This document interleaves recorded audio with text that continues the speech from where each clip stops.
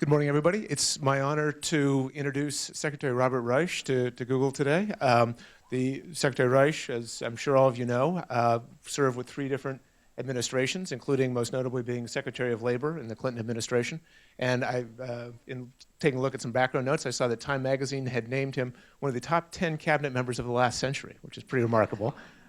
Although, as my wife told me this morning, maybe not as remarkable as the fact that he actually dated Hillary Clinton before Bill did.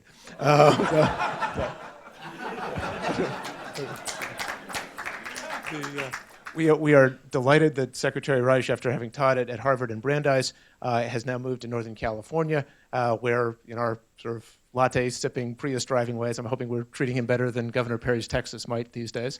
And he has written a new book after a series of very interesting books. This latest one, which complements some of the ways we've come to know him as a commentator on NPR, is titled Aftershock. Let me make sure I get it right, The Next Economy in America's Future. And obviously we at Google hope to have a part in building that future, but I guess we'll find out during the course of his talk whether or not some of the knowledge economy will work in a good way with his commitment to building a robust and sustainable labor-based economy where we really focus on finding good jobs for people across America and the world. So with that, Secretary Reich. Thank you.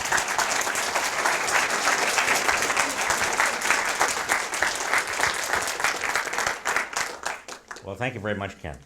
And it's nice to see all of you. As you can see, the economy has worn me down. I was 6'2" about 4 years ago.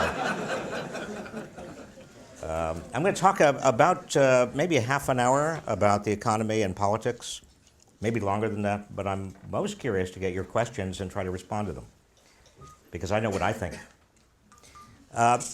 Let me just say that we are in a far worse economic predicament than most people had predicted when we went into the Great Recession of 2008. Let's talk about 2008 as the Great Recession, although it started before and it ended after. There are many causes for our economic predicament, and there are many ways out. This is not something that is difficult to do. The problem is political will. And having spent a big chunk of my life in politics, by the way, Kent, I only had one date with Hillary Clinton.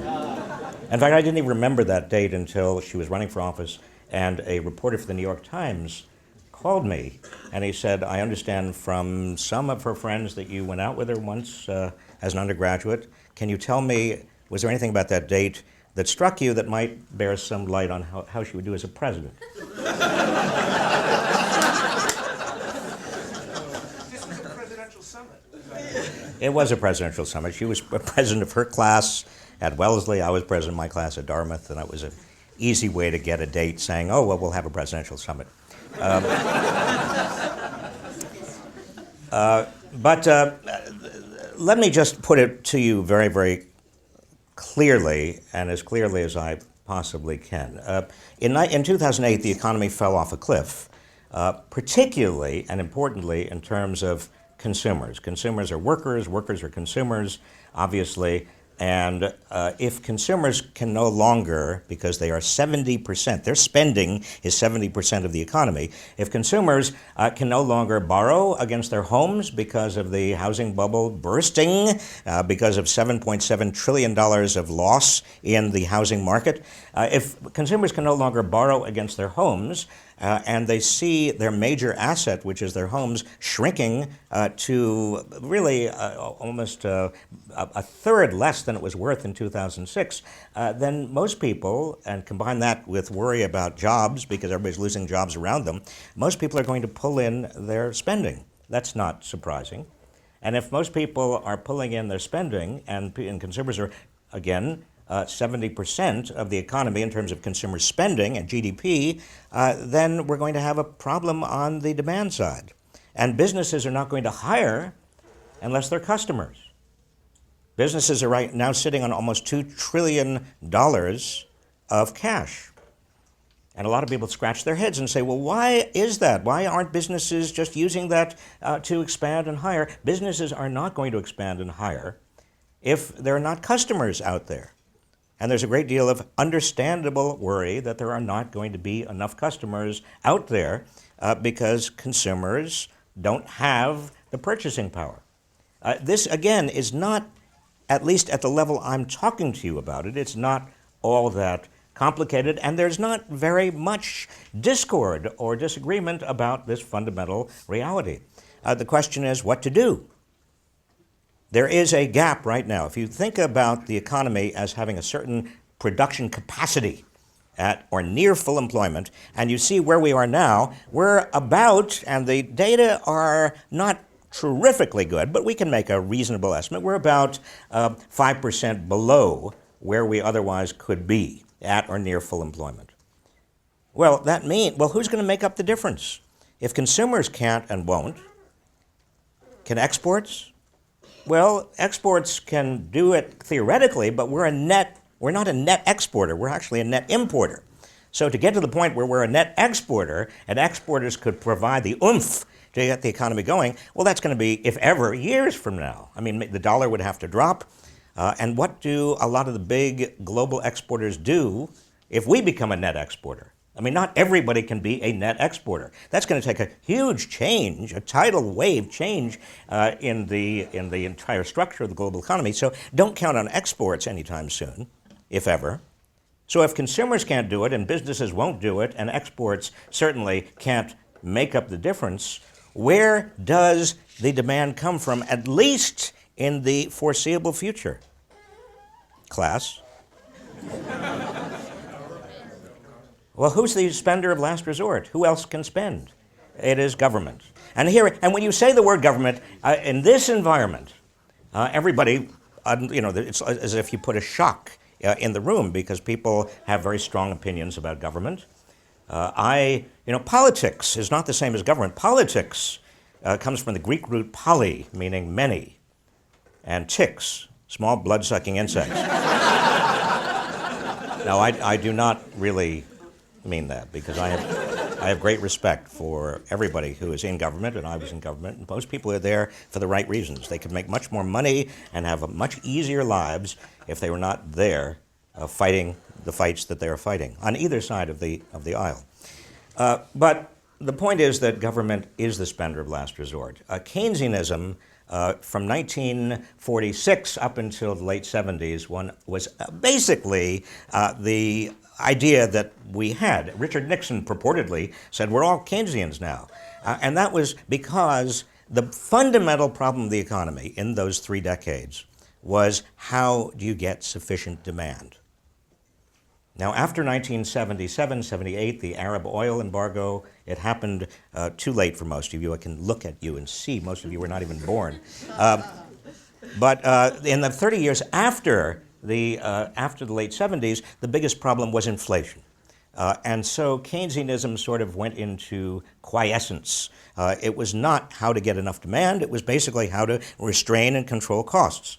And so monetarists and neoclassical economists and others kind of took the center stage. But after the great crash of 2008, the problem once again is adequate demand. How do you get and ensure adequate aggregate demand?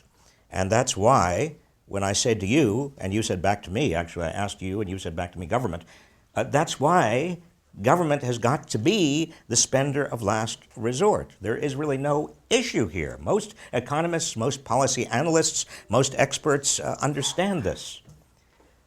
It's a political problem right now that we're having. But it's larger than that. And I don't want to spend our valuable time on Keynesian economics. I want to go to a higher and more subtle level of analysis. Economics, by the way, is an offshoot of a field that in the 19th century was called political economy. And not until Alfred Marshall, the great economist Alfred Marshall, wrote his Principles of Economics did it become a separate science in 1890. But most of the 19th century, it was all called political economy because people understood you could not talk about economics without talking about politics. They were inextricably connected. And in the 18th century, what did Adam Smith call himself? A political economist, an economist? No, he called himself, because there was not in the 18th century even a discipline called political economy, It was moral philosophy. Adam Smith was a moral philosopher because the question was, what is a good society? And how do we recognize it? And how do we achieve it? And Adam Smith himself thought his most important work was not the wealth of nations. It was actually the theory of moral sentiments, which I hope all of you have read.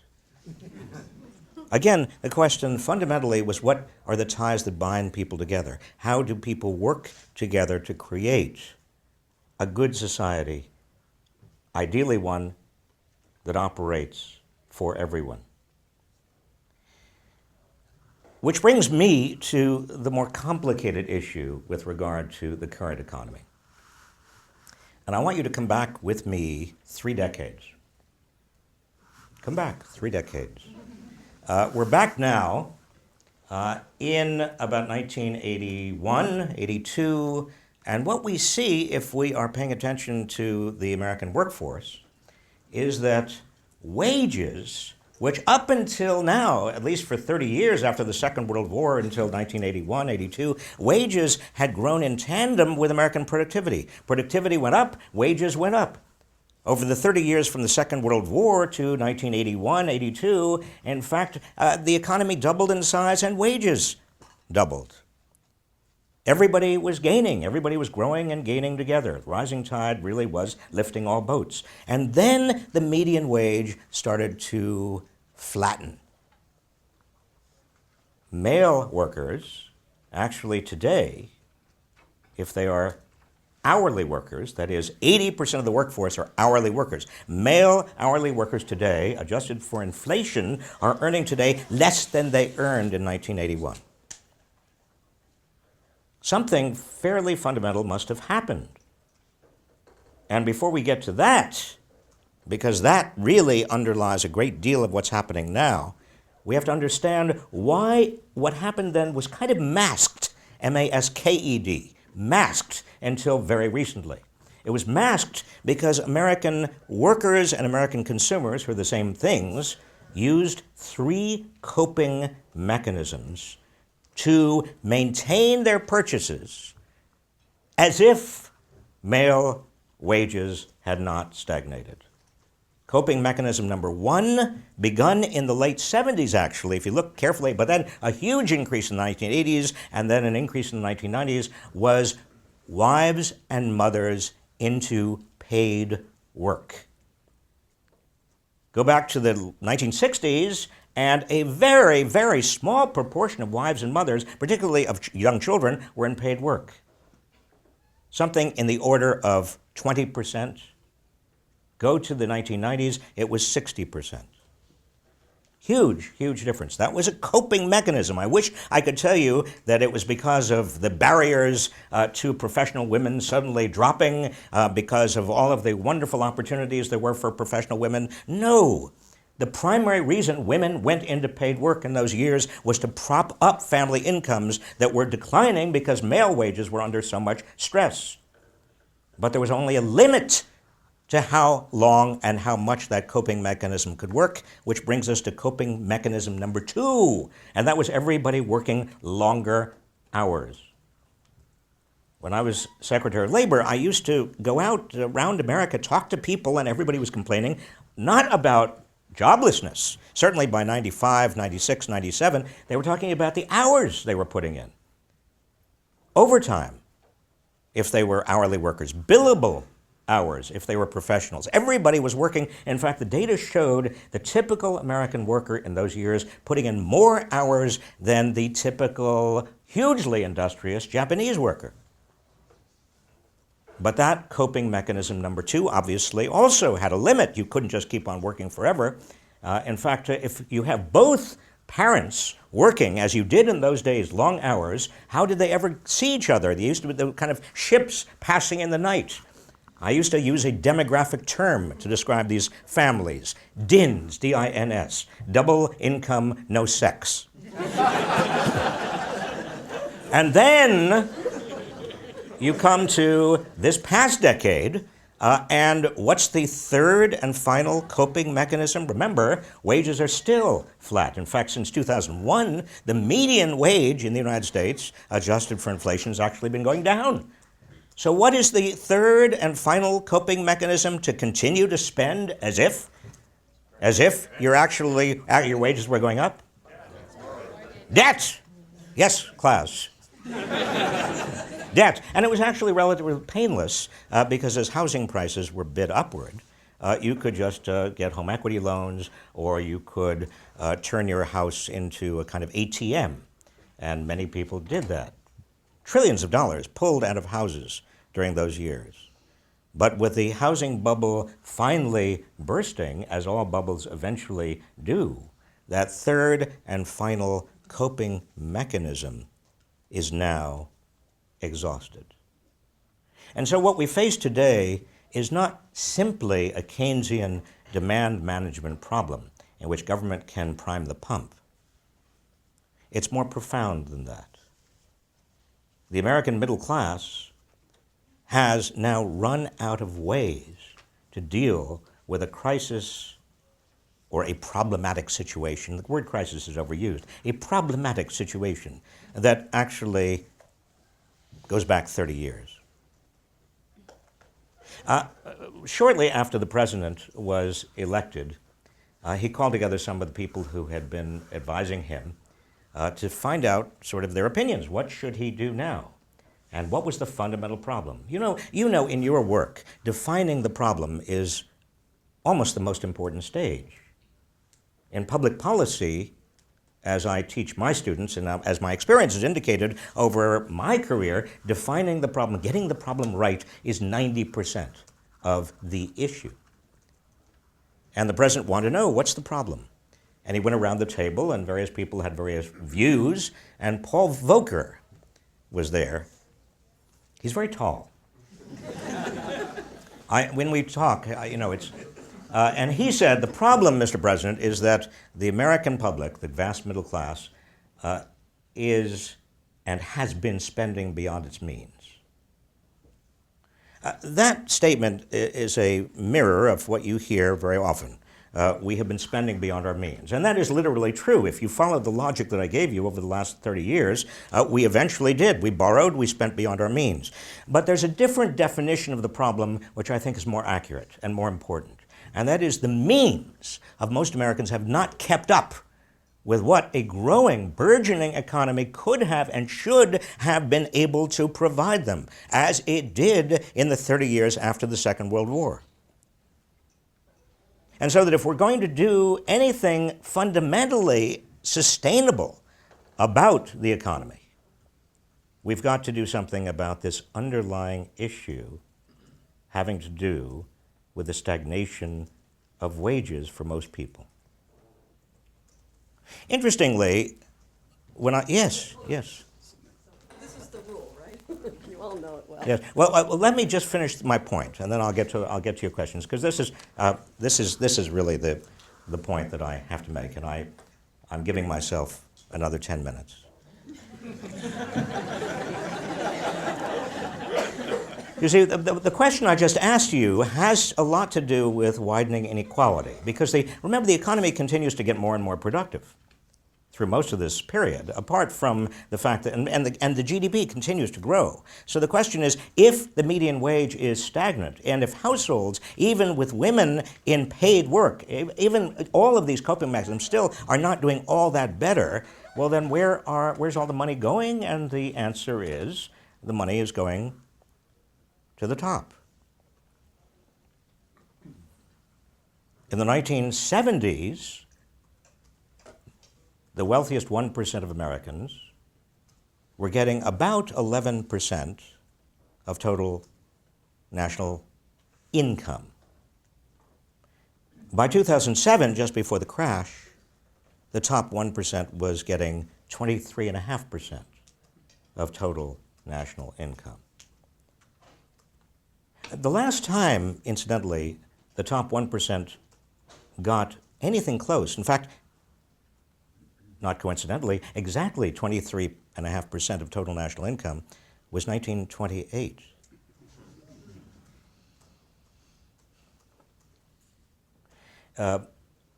Mariner Eccles, a man who I urge you to find out more about, he was the head of the Federal Reserve Board from 1934 to 1948, did a study in the early 50s trying to determine the causes of the Great Depression. And his conclusion was that you had such inequality by the time of the middle and late 1920s that the only way the vast middle class of America could continue to spend on the scale required to keep the economy going was by going deeper and deeper and deeper into debt, and that was not sustainable. And therefore, that debt bubble eventually burst. Meanwhile, the people at the top, given that vast fortunes, income, and wealth were becoming more and more concentrated by the late 20s, the economy was more fragile, prone to booms and busts, because the investor class was getting, although at the margin there were a lot of other people investing, but the big investment class, they were getting smaller and smaller, and they were all making the same kinds of investments, and there was a speculative boom going on as well. And you read Mariner Eccles, and it is exactly as if you were reading about the 1990s and 2000s in America. So let me end by just talking about the question I left on the table, which is what happened in the late 70s and early 80s that might have led to this fundamental change in the structure and earnings of the labor market here in the United States. What does that teach us once we understand that? And does it have anything to do with what happened in the first decades of the 20th century? What happened in the 1970s and 1980s and continuing on has a lot to do with your field. It has a lot to do with technology. Because by the 1970s, certain technologies were coming on stream. Cargo ships, containers, satellite communication technologies, automated technologies. You see, some of these technologies allowed, for the first time,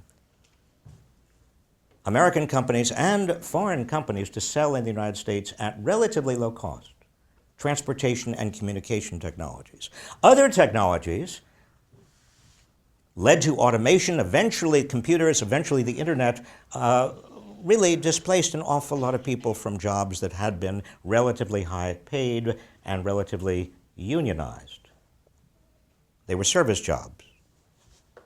It doesn't matter what you were talking about. If you were in routine work, if you were an American worker in routine work, they totally did the same thing over and over again. And don't get me wrong, I'm not recommending we go back to those days, because those were boring jobs, many of them. But if you were doing the same thing over and over again, you were either replaced by foreign workers who could do it more cheaply, or by automated machinery that could do it more cheaply. Leaving two categories of job left. The largest category by far were personal service jobs that could not be done by automated machinery because the essence of the job was attention and service. Retail, restaurant, hotel, hospital, teaching. A lot of jobs that are basically still there. In fact, most of our wage and payroll and job growth in the last 30 years has been in the personal service sector of the economy. The problem is these jobs don't pay very much. Supply and demand. The supply is very large. Demand is not all that large. Productivity is limited in terms of productivity enhancements, and the educational background is not very necessarily high, except for teachers. I am a teacher. Very hard to be a teacher. But then the other job category, much fewer, many fewer people, and you all fit into this other category. These are people with enough education and the right kind of education and the right connections to really take advantage of globalization and technological change. Their productivity, their importance in the economy kept on increasing. We went from an economy based on high volume, standardized, stable mass production, economies of scale, to an economy based on innovation, in which the major barrier to entry was continuous innovation, making these people, the innovators, well-educated, well-connected, able to identify and solve problems, the most valuable people around, i.e. Google. So this story that I'm telling you is not about blame. This is about progress. The problem is that the fruits of our productivity increases, and they have been dramatic, partly because of you guys. The fruits of those productivity increases, instead of being shared as they were in the first 3 decades of this, after the Second World War, are now not being shared. Almost all the gains from economic growth have gone to the top. And that is not sustainable economically. It may not be sustainable politically, and it may not be sustainable morally, but it's not sustainable economically either. What we see now across the country is a degree of insecurity, economic insecurity, that I've not seen in my lifetime. And economic insecurity translates, remember politics, economics, moral philosophy, economic insecurity translates into fertile ground for demagogues who want to channel those angers and frustrations at easy targets. Immigrants, the poor, the rich, government, foreigners, the French.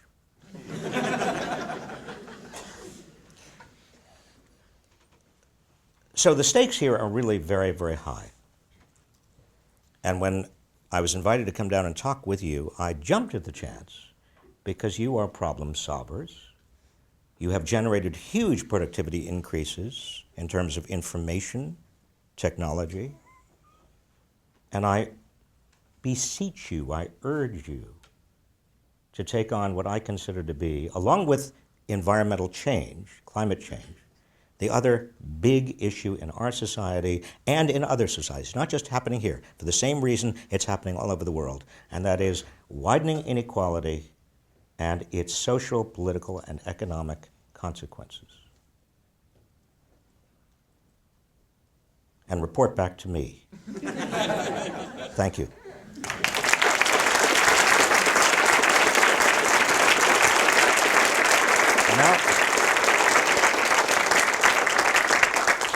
Now we have a half hour for your questions and hopefully my comments. Yes. So one of your measures was median wages. I assume you're only talking about American median wages, and you said that they went stagnant. You added more women, you worked longer, we acquired debt. But I can think of at least 2 other ways that we can, actually, let me phrase it this way. I don't know if wages is the right metric. I think a better metric would be post-taxes purchasing power. So even though I'm making the same amount of money on wages, I may still have a better standard of living because some of my costs have gone down. So if we shift the argument to that metric. Yeah, disposable, let's call it disposable income after taxes. Right. I also want to throw in there, though, the efficiency of the dollar that I get to spend as well, because productivity may allow me to buy more for that dollar as well. Yep. So does your argument of stagnation change under that other metric? Well, the 2 things you put on the table, one, disposable income after taxes. What we've seen is that the tax system, if you include payroll taxes, which have become more regressive, and also state sales taxes, which are quite regressive, and also state property taxes, which on balance are pretty regressive, and tolls and all the service fees that we now see being imposed, which are very regressive. But we have an income tax that is pretty progressive. If you add it all together, the whole system is almost a wash. Now, I say that advisedly because the Bush tax cuts really did make the income tax system more regressive. And as you know, if we have a 15% capital gains tax, and a lot of people at the top are gaming their income so that more and more of it appears as capital gains. So obviously, Warren Buffett says, truthfully, he's paying 17% tax. And you've got the top 400, the top wealthiest 400 Americans last year, according to the IRS, paying 17% tax because they've gamed the system. So if you include all of that, the system is quite regressive. Back to your question. Is there a way of making after-tax income more progressive, making up for the stagnation of median wages? Yes. Tax reform, I think, is going to be a huge battle and a very important battle, but all we hear is you can't raise taxes on the rich, and you have to, in fact, lower taxes on the rich, which is exactly what we don't want to do for obvious reasons, and it's a kind of absurd anyway, given what has happened to the labor force. The second point you asked had to do with how expensive goods are. If goods really become less and less expensive, then the dollar goes further. The answer is that our measures of inflation, and when I say inflation-adjusted income, should, but don't really do terribly well, but should take into account the average costs for people. They don't. It's a complicated, messy business. A computer today, a laptop or a tablet, obviously is going to have much more power than anything sold 3 or 4 or 5 years ago. How do you measure that? They're two different products, but how does the Bureau of the Bureau of Economics, Commerce Department, and others measure that? The most important point there to know is that medical costs have risen dramatically for most people. If you count in co-payments, deductibles, and the fact that companies are saying to them, you bear more and more of the costs of your health care. Housing costs have soared for most people. That's not going to be the case much longer because housing prices are going down. But if you wanted to get in the housing market, or even a renter today, still in areas like this area, in the Bay Area, is still paying a huge amount. Food and fuel, we never know. They are wild cards. But their long-term trend of fuel has been up. The long-term trend of food has been down. Other questions? So you talked a lot about, obviously now there's greater concentration. You have, I can hear you, but I think that you have to flit. Sorry. You just destroyed that microphone. Yeah. You talked a lot wow, this is loud. I guess, now seeing as how wealth is really concentrated at the top, and I think the statistic has been that amongst mature modern economies, the U.S. has the greatest disparity of wealth, almost akin to emerging economies. So I guess, what are the mechanisms that will allow for the transfer of wealth between the wealthiest to achieve a better distribution? Well, this country doesn't like direct redistribution. We never have. As I suggested, we could have a more progressive tax system combined with something I did not mention, and that is a bigger earned income tax credit. The EITC is now essentially the biggest anti-poverty program we have in this country. And that would be the closest we could possibly get, if we ever got there, to a, quote, redistribution, although don't use that word. Over the longer term, there are many things we could do, starting with the word education. Early childhood education, for example, we know has a huge return in terms of the ability of people to have more fulfilled and fulfilling lives, and also contribute to more value and get higher wages. What concerns me right now is that we seem to be going in the opposite direction even there. State budgets are whacking public higher education and public K through 12 education all over this country, and actually reducing early childhood education or even child care. It's as if we had kind of an invasion of the body snatchers problem, in which people, for some reason, collectively we are doing exactly opposite of what needs to be done. How's that for an upbeat message? Yes.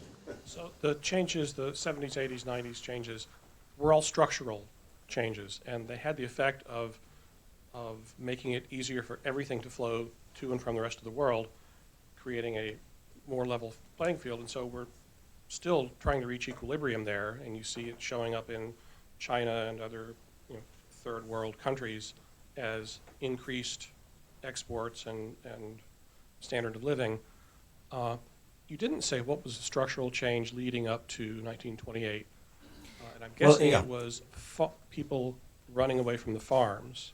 Yeah, let me get to that. The second thing, your second point. You have two questions on the table, and I want to make sure there's enough time for everybody's question. Your first question, I take it, is: are we moving to a kind of equilibrium state worldwide in which we're leveling the playing field? And does that, I'm reading into your question, does that necessarily mean that a lot of Americans are going to have to settle for a lower living standard in the future? Not actually that, but if that's the case, what can be done? Okay. And I think the answer there is that it is not a zero-sum game. China's improvements or productivity gains, or however else we want to measure their competitiveness, does not come at our expense. In fact, what we have learned, and I hope we learn this very profoundly and explicitly, is there is no limit to the needs of humankind that need to be met, and there is no limit or finite limit that we've identified to the ingenuity of the human mind in meeting those needs. China will grow, and we could, if we had, and hopefully we do have the ingenuity, to generate all sorts of answers to human problems, including problems that China has. So there is not an equilibrium. It is we never reach equilibrium. We've never reached equilibrium. It is a constant process of dynamic change. The question is, how many of our fellow countrymen and women are going to be brought along on the tides, the positive tides of that change, or are we going to split even more than we have split now? How do we get back to where we were in terms of everybody enjoying the fruits of economic growth and productivity enhancing technologies? The second part of your question was, I've already forgotten. What happened in the 20s? Yeah. What happened between 1900 and 1928 that led to the huge disparities? And it was partly a move from farms to factories. Remember, one of the things propelling the move from farms to factories in this country, as well as in China and around the world, at different time areas, is the increasing productivity of agriculture. That was a good thing. It was not a bad thing, but it did mean that there were not that many jobs for people on farms that paid all that much. They were attracted to better jobs in urban areas, but they didn't pay relative to, and here's the answer. We had huge consolidation around economies of scale between 1900 and 1928. And those huge consolidations into giant mega businesses and mega industries generated a lot of wealth at the top for those entrepreneurs and those heads of large corporations and their owners, but also a lot of squalor. Social costs of urban poverty between 1890 and 1920 were enormous. And so, again, we saw even the middle class, without unions, without social supports, without safety nets, starting to fall and depend more and more and more on debt until that debt bubble burst. Henry Ford was one of the few, and I'm not in any way extolling the virtues of Henry Ford. In many ways, he was not terribly virtuous. But in one respect, he understood something that we do not understand today, and that is when he, in 1914, at his Model T Ford plant, offered his employees $5 a day, which in those days was almost three times the typical factory worker's salary. The Wall Street Journal excoriated him as being, non-American and a socialist. But Henry Ford knew something that other CEOs and other entrepreneurs did not know, and that is that his factory workers, if they earned enough, would turn around and buy Model T Fords. And he was right. Workers are consumers. Consumers are workers. Getting back to the fundamental economic problem of widening inequality. Other questions? Now, can we have a female, please? I don't mean literally. I just mean a question by a lady. Can you tell us where we can hire some? There was a question over there. I have a question. Yeah. Specifically about the role that you think the finance industry's had, and I think as an outsider, it seems like there's not been a lot done as to like the role that finance played in creating this predicament, specifically like Goldman Sachs, big financial firms, and how that conundrum people in this room could maybe work towards improving. Well, there are two kinds of entrepreneurs and innovation that we've seen in this country take off over the last 40 years. One are the technological or product entrepreneurs, of which Google is one of the best examples. And then there are the financial entrepreneurs. And unfortunately, and I say unfortunately advisedly, and I'll come back to why I say unfortunately, the financial entrepreneurs have really dominated in terms of entrepreneurship and innovation in this country, partly because that's where you can make a huge amount of money relatively easily, because all you have to do is be in a place and in a spot where you can nick off a little bit of a little percentage of a huge amount of money that is passing by you. It's like owning the casino. And that is what has happened. A financial deregulation has proven a complete disaster. We knew it and learned it in the 1930s. That's why we passed the Glass-Steagall Act, separating commercial from investment banking, and that's why we actually did have a Federal Deposit Insurance Corporation. We made sure that you could not over-leverage the financial system because we knew that was dangerous, and yet, beginning with the Clinton administration, this happened in the late years of the Clinton administration, there was deregulation. We got rid of Glass-Steagall. We continued to get rid of banking regulations, and what do you expect? What do you expect? One of the real underlying problems, which I have not got into, is the political power that comes with having all of this money at the top. And the financial community has basically been one of the major contributors to both Democrats and Republicans. And so even when we get so-called financial reform, we get financial reform with loopholes so large that anybody on Wall Street can, drive their Porsches through it. That is a continuing big problem.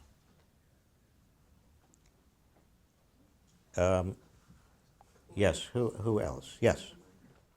Do you think that large transfer payments, like in Sweden or in Denmark, with progressive taxation, and then a labor market that's service and innovation separate parts, would be enough to improve equality, or do you think we would need more changes to the labor market? Well, as I said before, I think transfer payments are very difficult to pull off, particularly in the United States. There's a lot of easily churned up resentment. You get a particular point of view advanced, which does have merit, but not nearly the amount of merit it claims it has, and that is, for want of a better term, the Laffer curve. Obviously, people need to have incentives. Inequality to some extent is a natural and inevitable byproduct of a dynamic economy in which you want to give people appropriate incentives to invest and to invent and work hard. But the question is how much incentive they need. Between 1946 and 1979, 1980, the economy was growing faster with a higher marginal tax by far than we've had ever since, when the economy since then has grown slower and the marginal taxes have been half on the top incomes what they were. And marginal taxes in the first 30 years after World War II were always above 70% on highest incomes. And even after you got rid of deductions and credits, still the highest income people in the United States were paying a marginal income tax that was way above 50%. Now we're going to battle over whether we keep it at 35% or go to 39%, which is what it was under Bill Clinton, the highest marginal income tax. Now, I don't know about you, but all the economic data show that economic growth since taxes have been reduced on the top has not generated a huge spur in economic growth. And indeed, after the Bush tax cuts of 2001, 2003, what we've seen is median wages dropping and far fewer jobs being created in the United States. Over George W. Bush's 2 terms, 8 million jobs. Over Bill Clinton's 2 terms, 22 million new jobs. And I was labor secretary, and I deserve credit for every one of those.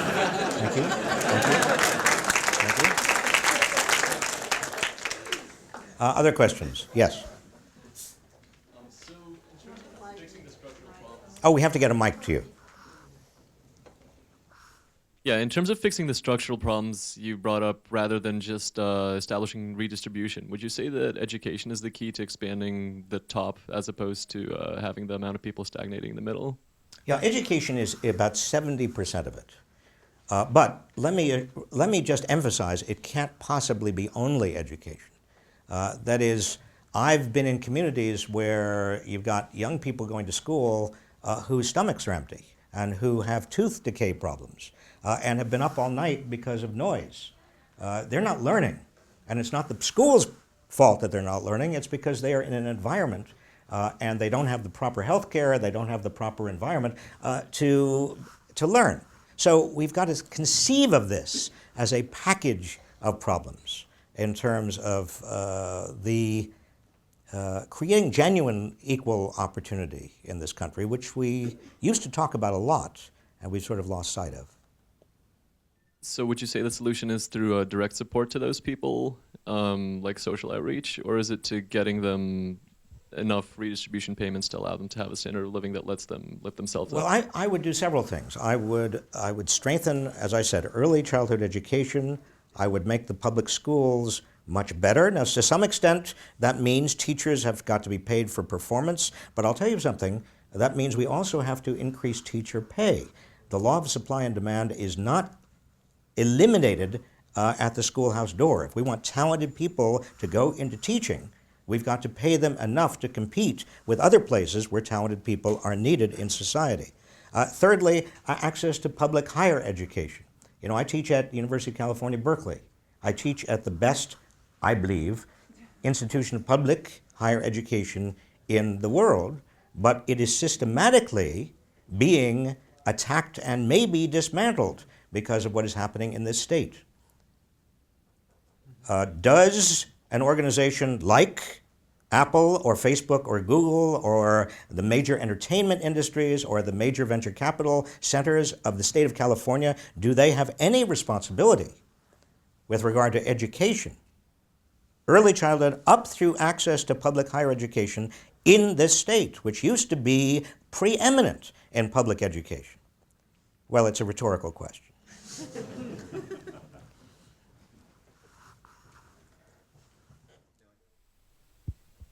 There we go.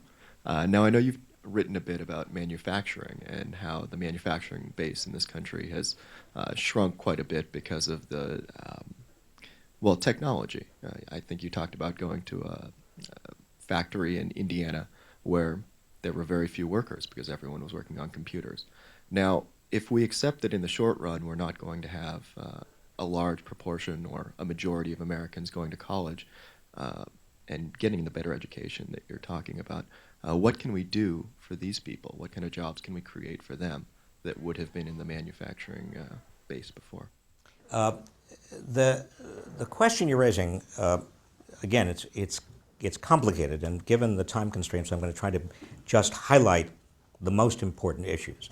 I think we do have to go from a system of K through 12, universal, hopefully high quality, we're not nearly there yet, education, to K through 14, where 11th and 12th grade, and then the following 2 years, which could be called junior college or community college or whatever, are like the German example, focused on high-tech skills and learning to learn skills, so that a far larger proportion of our population really is able to engage in a variety of tasks. Precision manufacturing would be one. People say to me sometimes, what you say makes sense, but that golden age, that so-called golden age from 30 years after the Second World War to 1980, we'll never get that back again, because in those years we didn't really have to compete very hard with Japan and China and Europe. And I say back, you have it wrong. If you want an example right now of a country that is doing pretty well, it's Germany. And how is Germany doing well, even though it is integrating all of the East Germans, very, very difficult social and economic, financial problem?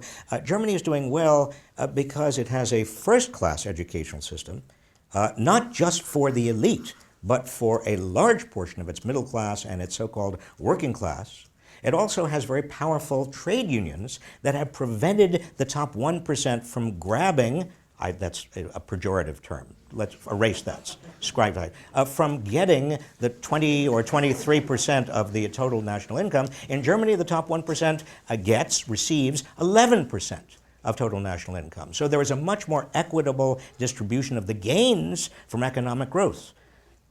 Germany is a major exporter of manufactured items. Well, how can that be when manufacturing is centered in China? Because it is focused, Germany is focused on precision manufacturing, the highest end of manufacturing, and system integration that goes along with that high-end precision manufacturing. Yes? I don't want to keep you longer. We'll just go 5 more minutes, all right? Yes. You started out your talk by saying the government is the spender of last resort, but of course the debt hysteria seems to be ruling out fiscal stimulus. But the modern monetary theorists have come up with an alternative plan, which is to not issue treasuries, for the government to just spend like the Weimar. A good idea? The Weimar Republic is their model? No, obviously not. No. The people who disagree with the modern monetary theorists say that we'll go the way of the Weimar Republic if they do this. The people who agree with them say that because we are in a balance sheet recession with the output gap, that this can be safely done. What is your opinion on this question? This gives me a good opportunity to summarize. And we don't have much time, so let me just do a quick 3-minute summary. In my view, when you have this great a gap between the productive capacity of the economy at or near full employment, and define full employment in the same way we defined it in the late 90s. We got down to 4% unemployment. There's such a gap between that and where we are today in terms of production and aggregate demand that you don't run a risk of inflation if you expand monetary policy. At the same time, you will have an expansive fiscal policy. And indeed, both of them can help you grow the economy. And the most important thing you want right now, in terms of dealing with the long-term debt, is growth. Because what really drives the debt is not so much debt per se, it's the ratio of the debt to the GDP. When I was a small boy, my father used to say to me, "Bobby, your children and your grandchildren will be paying down the debt of Franklin D. Roosevelt throughout their lifetimes." And I was only 6 years old. I didn't know what a debt was, but I had nightmares about this. Well, it turned out that my children have never mentioned FDR's debt, and my grandchild, the last thing she will ever be on her mind, not because we reduced the amount of public spending that much. We remember we went from the Second World War to a Cold War. We had a Korean War. We rebuilt Japan. We rebuilt Europe. We had a highway building program. No, it was because we grew so dramatically. And unless we restore growth, and the easiest way of restoring growth is through an expansive fiscal and monetary policy, we're going to make that long-term debt even worse. But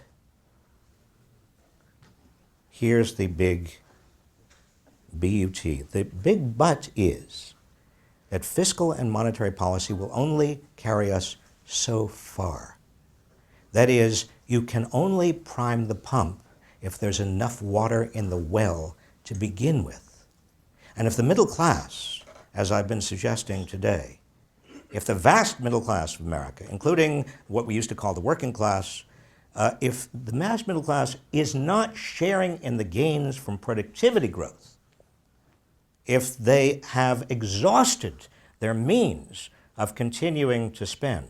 And by the way, don't mix up consumption and consumerism. When I say spend, it could be spending on art and music and a cleaner environment and better health. It doesn't mean necessarily stuff. But unless they have the wherewithal to have a higher standard of living in the future, and share the productivity gains, there is just not going to be enough aggregate demand in the system, even if we have adequate fiscal and monetary policy. So putting to one side all of the moral and ethical and political and systemic problems that come from widening inequality, even if you put all that aside, my argument to the richest members of society is you will do better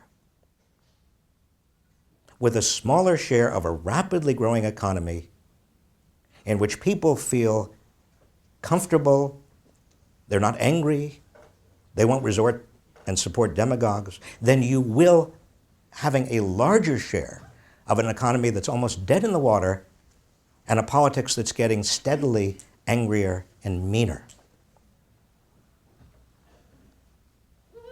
Thank you for your time.